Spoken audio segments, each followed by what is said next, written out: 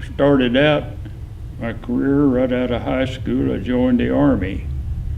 Because at that time, they wanted to know how I stood with the draft, and I said, I'm free white, 21, and physically fit. So, well, we don't want to train anybody into a job that's going to be drafted right away. So that fall, I joined the Army in an ordnance company out Fort Riley, Kansas. And our job there was to maintain artillery, scout cars, and half tracks. We sometimes have to go out in the field in the mud and the snow and whatnot and repair one to get it in. And of course, you went without a few meals. You slept out in the snow. Little observation planes for the artillery spotters fly back and forth to Marshall Field. And I said, those guys have got a nice warm bed to sleep in every night, nice warm meal. I'm sleeping out here in the mud and eating K rations, cold, wet. That'd be the way to go. And we're going to be in a war one of these days. So, Europe would look like it was pretty, not very far down the road at the time. And that if there's any way in the world I can do it, I want to go up there. The half-track vehicle had just been invented. The Army had just taken delivery of some of them that was going to be out at Fort Riley, and it needed somebody that was training enough to fix them when they broke down. So they sent another guy and I out to Aberdeen, Maryland, to proving grounds to learn for 3 months to learn to overhaul the half tracks. And we had a little time left at the end of that. We learned to overhaul a light tank, which is the first radial engine that I'd ever seen. And we had the opportunity to tear that down, all apart, and then put it back together and drive the tank a little bit, which was quite a thrill to me. And I got back to Fort Riley about the first Japanese attacked Pearl Harbor. It was on a weekend, on a Sunday morning. Henry Zoller and I, another old farm boy come from up in Iowa, we'd gone to New York City.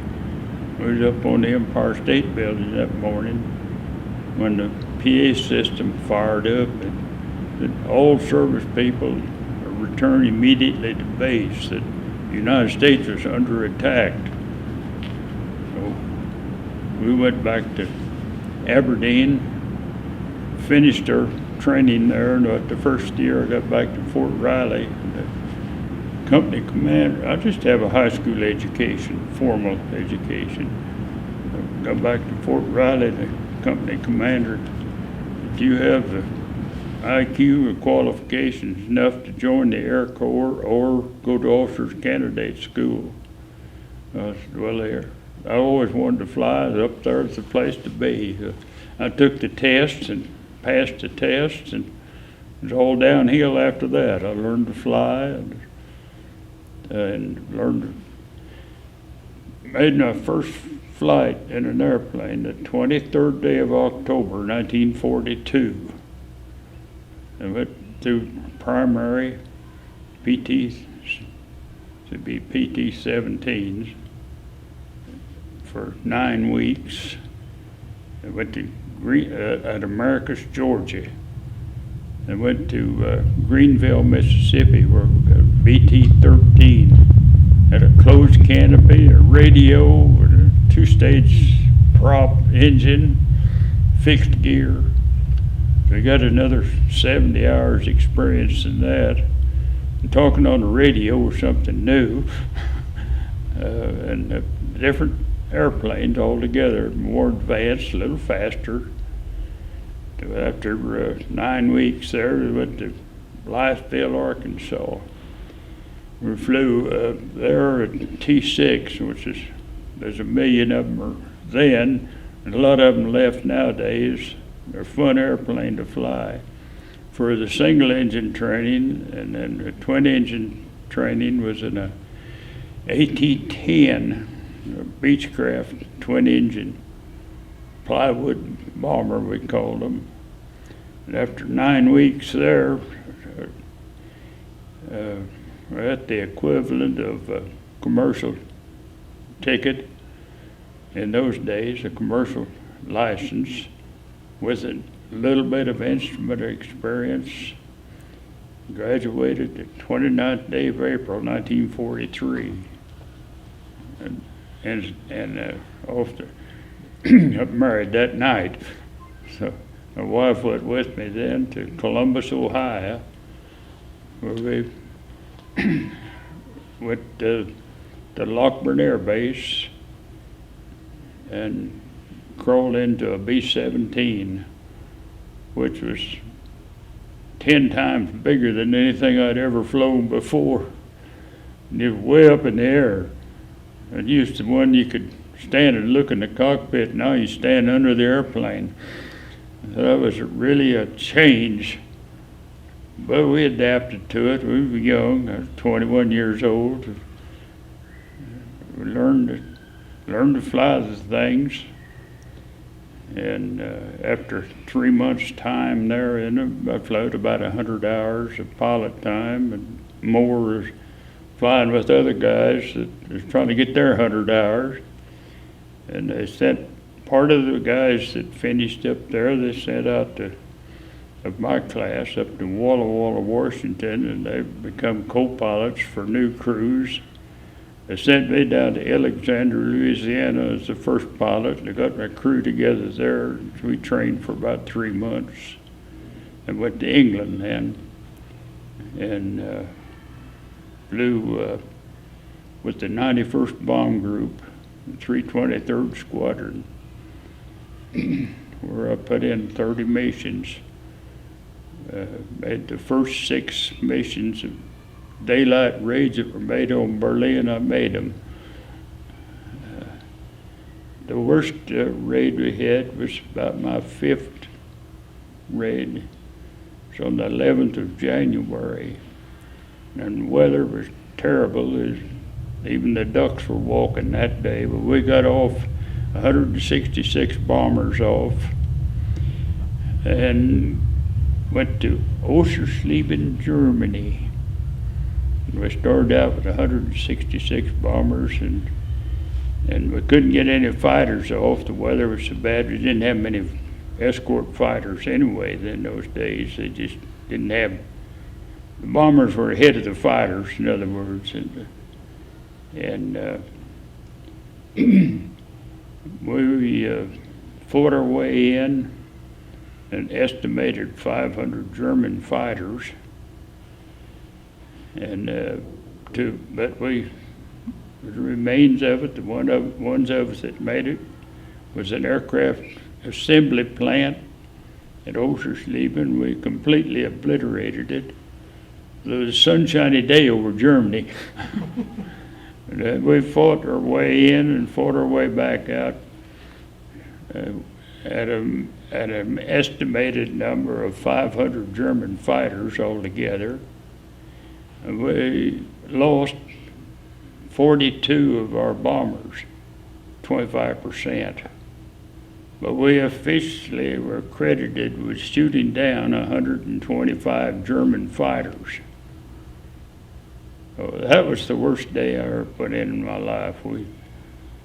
Every time you looked up, it's just, the sky was full of German airplanes out there. Fortunately, the weather had improved to where we could land back at our base. With a few of us that got home, made it home all the way. That was I'd say that's the one that stands out the most of any of the flights that I made. We had lots of battle damage, but no injuries. And that's we had after that I made 6 trips to Berlin, and we were back in the bomber string, so you were back maybe 800 or 900, 1,000 had bombed, and all the anti-aircraft fire coming up, it was like flying into a big cloud. is actually from the smoke from the anti-aircraft shells. About the only difference, it was full of rocks. So you could actually hear the shrapnel hit the airplane. If you could hear the boom of an anti-aircraft shell going off, that was pretty close. But you saw them just puff, puff, puff, enough to keep your attention. Scare hell out of you too. But you could actually see it, and you could actually feel the bump from it sometimes if they were real close. And there pieces of shrapnel flying everywhere, and that made holes in the aluminum of the airplane. Unfortunately, they all missed the people.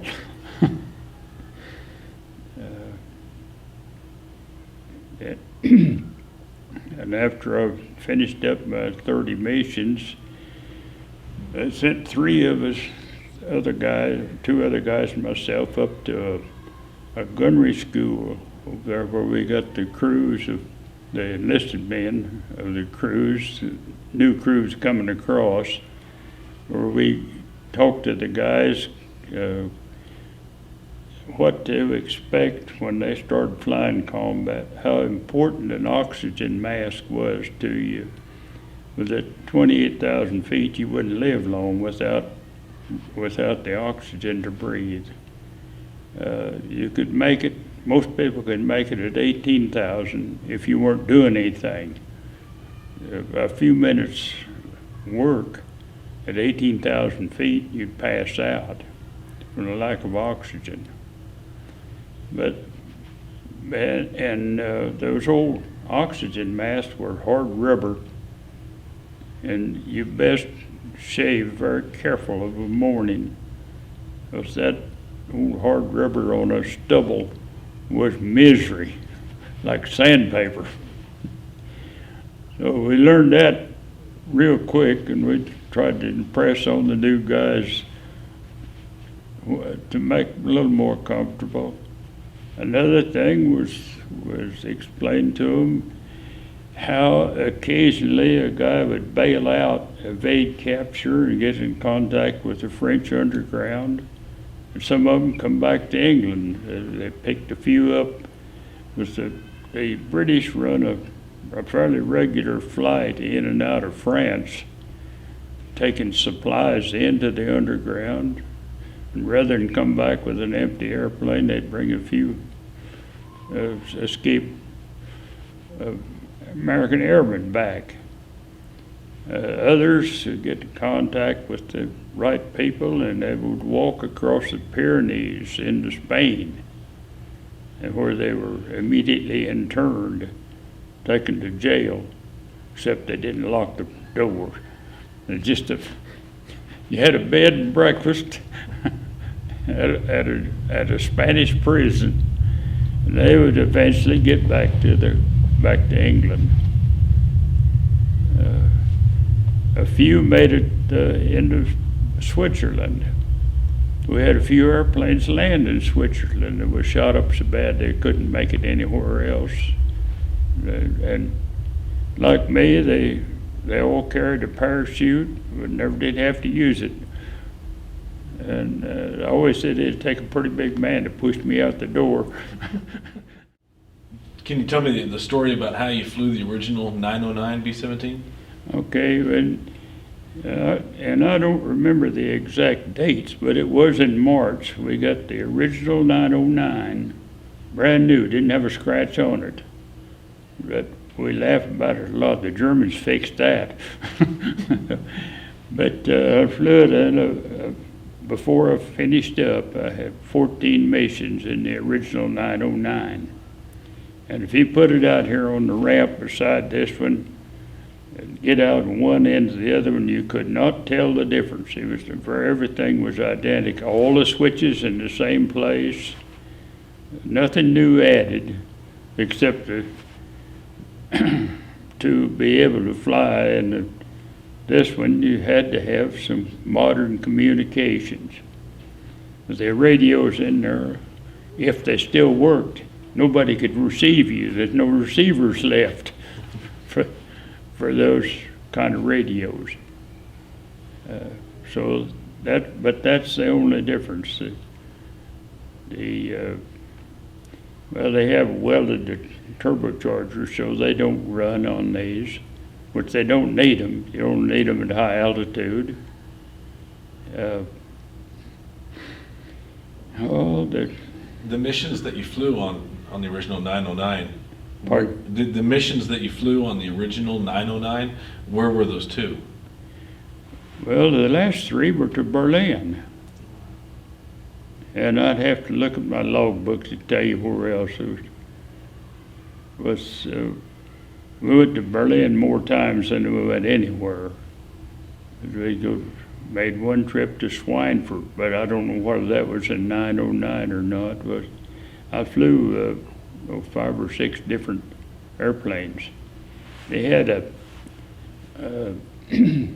a policy, I guess you'd call it, there in the 91st Bomb Group, where they tried to give each crew 48 hours off once a month. Otherwise, you were on duty 7 days a week. And but unless if you were there and they happened to Bomber Command called for a maximum effort, then they might, on your days off, they might fly you. But so at times our airplane would be disabled. Had to have an engine change now and then, a few holes patched. Different things happened to them that they couldn't get fixed overnight, because lots of times we'd taxi in and park the airplane. By the way, they were always in a dispersal area. You didn't park all the airplanes together because the Germans could bomb them. We scattered them out, sometimes be a mile from the runway, but in a little hard stand, they called it, a little black top, where the crew that worked on it had a little shack there where they could warm up and whatnot, because it get cold over there at night in the wintertime. It got down to frost. And once time, I think we had a little snow even. But those guys, as soon as we shut the engines down, they'd start riding and going over everything. And we've gone back out to go the next morning. They'd sometimes still be putting the cowling on as we arrive back at the airplane. But it is ready to go. Otherwise, it was just a long, hard day. And if you can imagine getting and sitting down in a seat in an airplane and actually flying it for my longest flight was 11 hours and 20 minutes. I never got out of the seat. But when I slid out on the ground that night, I couldn't walk either after sitting in that one position so long. But I officially have 249 hours and 50 minutes of combat time and made 30 missions, so that's almost 9 hours, an average of almost 9 hours. Most days were between 9 and 10 hours. We had a few milk runs, little short ones. We were at that time we were sort of preparing for the invasion. But we did bomb the gun positions along the coast a time or two. But even then, it took considerable time by the time you took off and got a formation together and climbed to 28,000 feet. Because they only, with a load, they only climb about 300 feet a minute. But it took a while to get to 20,000. Yeah. Now, I know with most bombers and fighters, the nose art, most of the time there's a story behind that, why that airplane bears that nose art. Is there a story behind the 909? Yeah. We had a 580 was a new airplane we got earlier. And I'd always let the crew name the airplane. that I had to fly it, but they let them name it, and they'd all get together and agree on a name for one. But 909, nobody could ever come up with a name for it, and 909 had a ring to it, so that's what it still is. The 909, is that the last three letters? Yes, sir. That The identifier there. 231909 was the serial number on the airplane. Yeah. What was it like, since none of us will ever know what this is like, what was it like to fly a brand new B-17? Well, it was like getting in a new car. Everything's different. Although it was identical to the one you just got out of. It was made last year, maybe, or last month. But it still had that new smell when you got it. Everything was new, stiff, as opposed to one that had hundreds of hours on it. It was solid. It didn't rattle or creak. They all had a sound of their own. And this one today, the engines, when they start those big old radial engines up, there's no other sound in the world like it. You recognize it. I can recognize them at night when they fly over. But I've got roughly 5,000 hours pilot time in a B-17. Part of it is training, learning to fly. I had about 200 hours total time, 210 hours when I got in the first one. Of course, you always had an instructor till you learned a little bit about it anyway. And then they turned the students loose to fly by ourselves. We actually logged about 100 hours in the left seat before I got our crew together. And then the co-pilot was freshly out of twin engine school, so he didn't know much about B-17. And I don't know whether some people might do it, I couldn't. But it's hard for me to learn something and try to teach somebody else at the same time. To me, it was an impossibility. So I could not teach the co-pilot a whole lot about it because I was trying to learn myself. And that was probably the very hardest thing to do, was to be set over there in the right-hand seat without a big responsibility, nothing to keep you busy.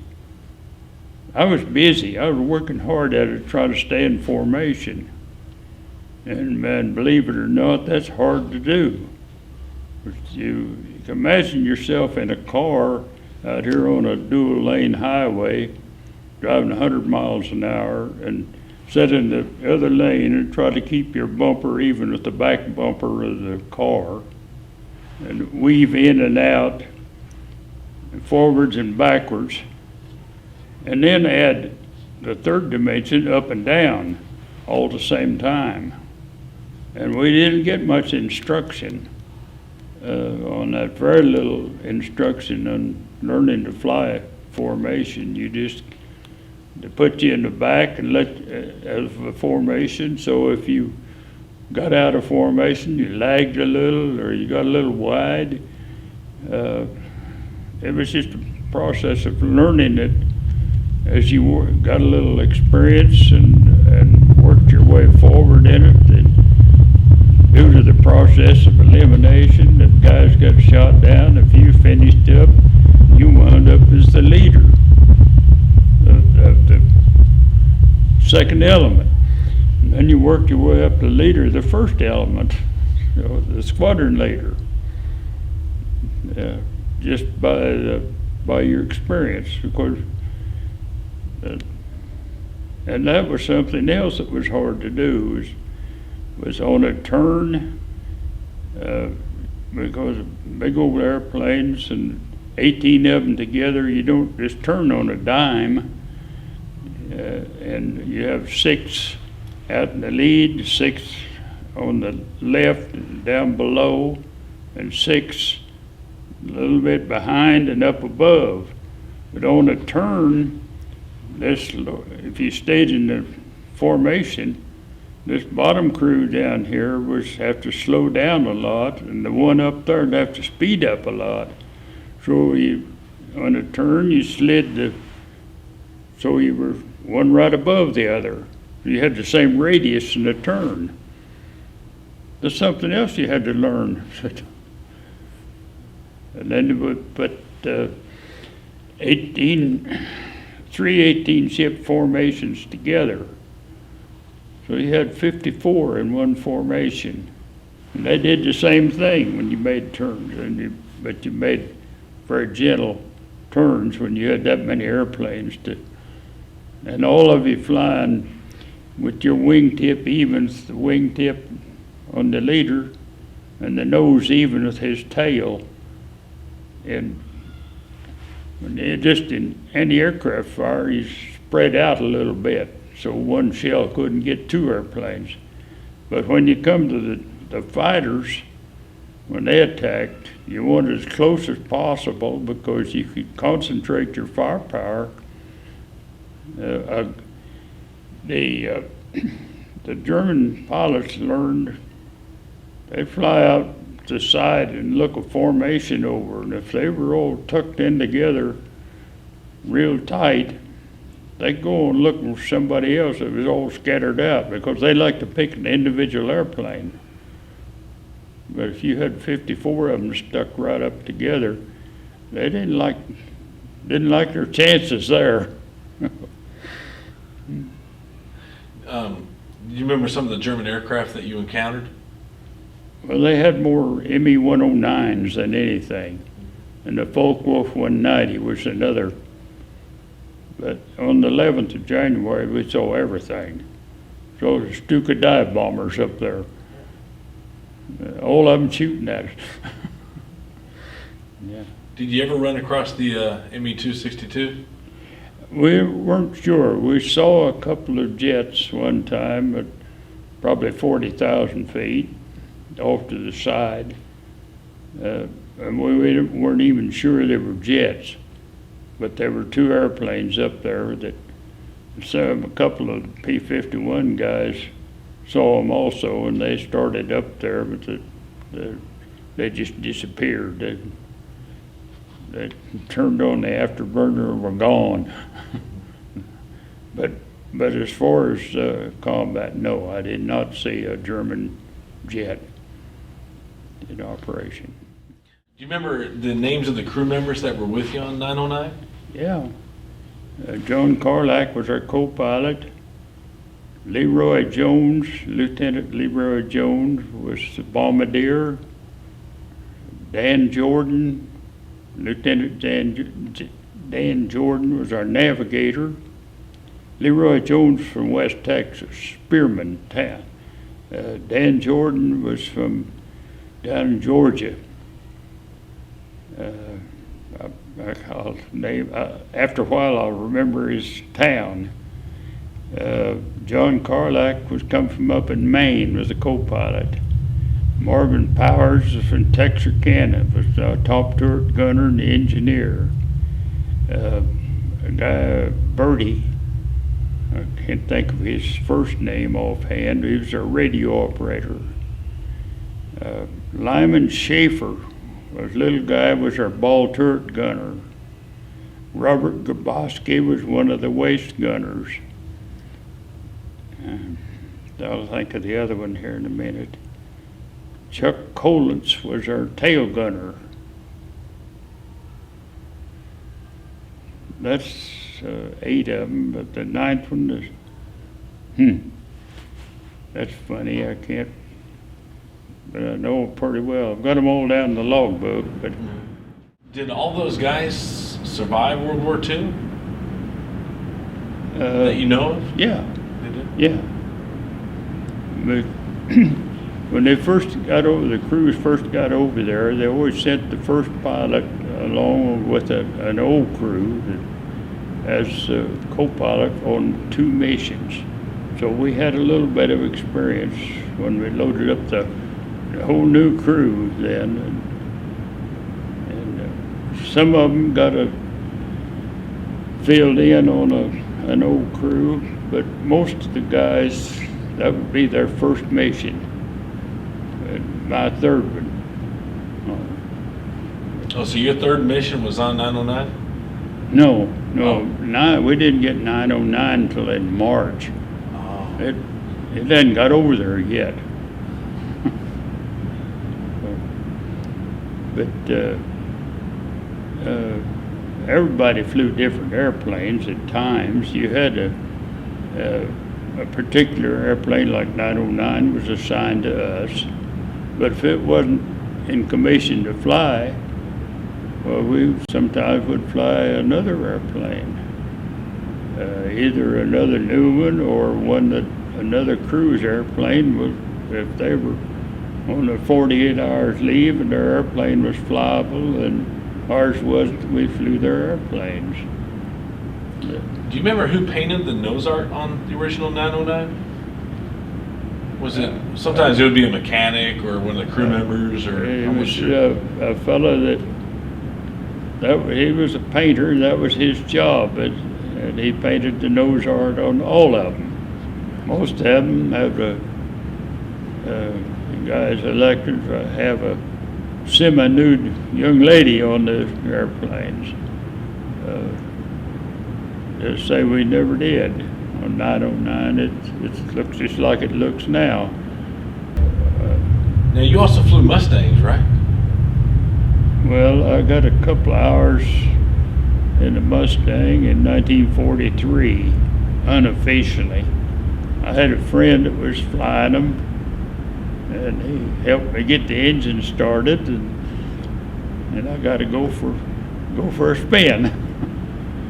I also had a cousin over in England that was flying P-38s, and I got a couple of hours flying time in a P-38, unofficially. So if I could get the engine started, it didn't make any difference what kind of an airplane. Well, if I could get the engine started, I could fly it. And all of them, a little different technique to get the engine started on them. A different engine started different ways. Same way as civilian airplanes.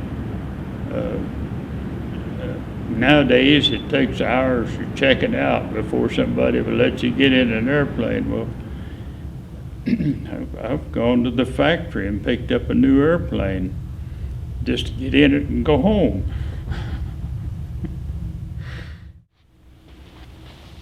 One of them was in a V-tail Bonanza, Beechcraft V-tail Bonanza. And we were about 35 miles west of Cape Girardeau, Missouri, at 8,500 feet, when the oil filter came apart internally, and the stuff in the filter part of the cotton, we call it, doesn't go through drill passages very far. So the oil system stopped up on it, and engines don't run long without oil. And the first thing I noticed was there was a thump, and one piston stopped running. And it wasn't long before the whole 6 of them stopped. And the rods broke and punched through the crankcase, and the oil started running out on the hot manifold and caught fire. It got exciting in there. You could see the fire through the hole in the floorboards where the rudder pedals were. And of course the smoke was billowing up in the cockpit. So I don't know if you've ever been in a confined space with smoke or not. It gets in your eyes, you can't see, tears run down your face. And I couldn't see a thing outside the cockpit. With no engine, it really got quiet in there. But I had, I guess due to years of experience, could keep the wings level, and that gets more people in trouble than anything. But just by instinct could keep the wings level. I could tell how fast we were going by the sound of the wind run by the airplane. The first thing I did when all that happened, I put the gear down because I had all the intentions of the world of landing somewhere. And we'd picked out a little alfalfa field down there. The alfalfa might have been 10 feet tall. I don't know. You couldn't tell from 8,500. But had all intentions of landing there till the smoke got so thick they couldn't see. I got down for probably 500 feet, but I couldn't see any flames. And so I've got to do something, see a little bit to be able to land this thing. So I jerked the side window open and could see out through the side. I could see out between a couple of trees and turn a little bit, and there was about a 10-acre briar patch going up the hillside. That's where I aimed for. Made it between the trees, barely under a power line across the road, and landed going up that hill.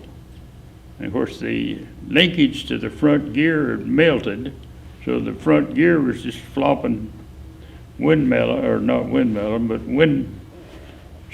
swinging back and forth. Well, when it touched down, the nose, of course, went down. The prop dug in and spun us around. I was going up that hill backwards. That was a weird feeling. Was there anybody with you in the airplane? I had 3 passengers. Wow. And I believed till my dying day that they all went through at the door at the same time, getting out. But it didn't scare me one bit. A couple of hours later, I couldn't stand up, but at the time, I gathered up my charts, folded them up, and put in my flight kit, and got out and locked the door on that airplane. Another very interesting experience I had was flying a Piper Seneca one time, and the field was IFR. It was 200 foot ceiling, a half-mile visibility, which is legal to take off. And I got to about 5,000 feet or so, and 6 inches of the one blade of the propeller came off, and that put it a little bit out of balance. Well, that's easy to fix. I feathered the propeller. Well, when it got down to a certain speed, there was such a vibration that scared me. I was afraid the engine was vibrating so bad it was going to either shake the engine off or shake the wing off, one of the two. So I had to let it run at about 1,500 RPM. It didn't vibrate much at that speed. And declared an emergency and turned around and went back to the airport, made a normal approach and landed, and then tried a taxi at 1,500 RPM on almost flying speed. So I rode the brakes into the hangar. And then I was just sure that when I tried to shut that off, that it was going to shake the airplane to pieces. It was almost jerking it off the ground. That didn't scare me so bad, but it sure upset the passengers. Out of all the airplanes that you've flown, do you have a favorite one? All the Beechcraft Barons. And we got in 79, we got a new pressurized, turbocharged engines, pressurized Baron that would go 25,000 feet. And that was a fun airplane to fly because at that time I was making regular runs into Aspen, Colorado. And you go in there, you have to go to about 14,000 feet to slip in between the mountain peaks there. It's a chore with a regular airplane, but the turbocharged engines made it easy. That was my favorite airplane of all time.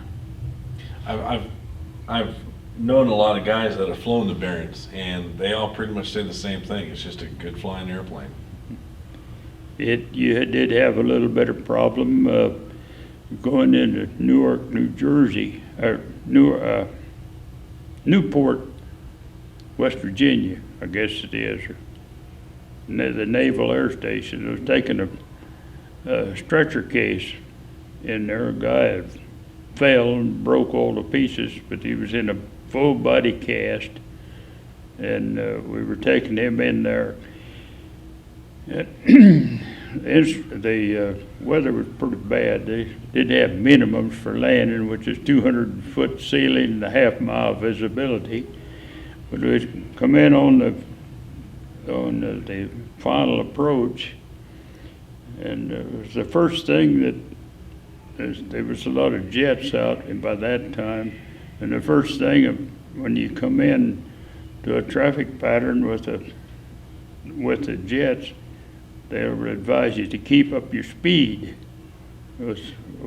Normal approach was about 100 miles an hour, and a jet wants to be on the ground at 100 miles an hour. So they said to keep up your speed. Well, that was all well and good, but try to descend, and those turbocharged engines, you don't want to cool those turbines too fast or they'll crack. So you keep up your speed, it's easy. But when you have to try to slow it down, you have to slow that turbine down, and you don't do it too quick. So I was coming down the final at about 110 miles an hour or so. And they said, well, can you slow it down a little bit? You're about to run over that 737 ahead of you. So we had to go around and let him land, and so I could have time to cool the turbines before. Just experiences like that was, as I say, I flew about 20,000 hours over a 40-year period. I enjoyed every minute of it, except when they were shooting at me. Well, it was really fun. I was used to flying the small airplanes, so I could. This is where you get a hold of them with two fingers and roll them around. Well, the 51's that way. It's very sensitive on the controls. It was really fun. It took me a little bit to get used to it because it'd been years since I'd been up, but had the controls. A couple of years ago, I got to get in the right seat on the B-17 and fly it an hour or so. But that's hard to fly. There's no assist to that, and it's big, and you don't just turn it on a dime like the 51. It'll turn around and go back. But the old 17 makes a big circle. And you don't realize that till you do a little buzzing with it. You're 5 miles away before you get it turned around. Wow. But this 51 will turn around on a dime and give you back a nickel change. But it was really fun.